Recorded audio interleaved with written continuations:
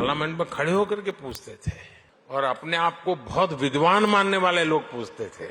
सरस्वती जब बुद्धि बांट रही थी तो वो रास्ते में पहले ही खड़े थे।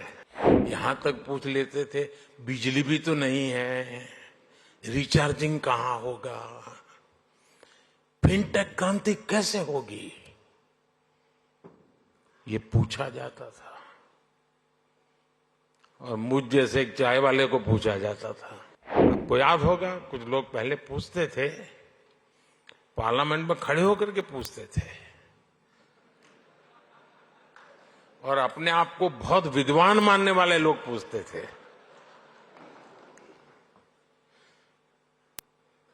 सरस्वती जब बुद्धि बांट रही थी तो वो रास्ते में पहले ही खड़े थे।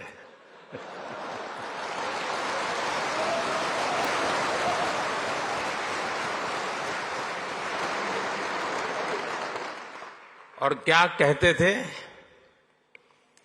वो पूछते थे कि भारत में बैंक की इतनी ब्रांचेज नहीं है, गांव-गांव बैंक अवेलेबल नहीं है, इंटरनेट नहीं है। यहां तक पूछ लेते थे बिजली भी तो नहीं है, रिचार्जिंग कहां होगा, फिनटेक क्रांति कैसे होगी, ये पूछा जाता था।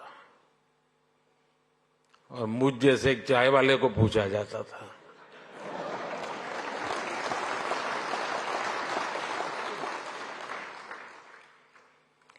लेकिन आज देखिए, एक दशक में ही भारत में ब्रॉडबैंड यूजर 60 मिलियन यानी 6 करोड़ से बढ़कर 940 मिलियन यानी करीब 94 करोड़ हो गए।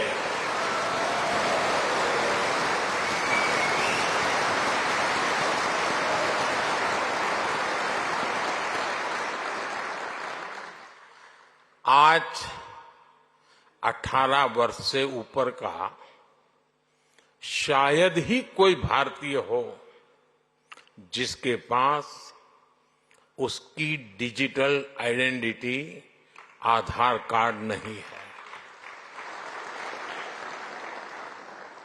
आज 530 मिलियन यानी 53 करोड़ से अधिक लोगों के पास जनधन बैंक खाते हो गए हैं। यानी 10 साल में हमने एक प्रकार से पूरी यूरोपियन यूनियन के बराबर आबादी को बैंकिंग सिस्टम से जोड़ा है।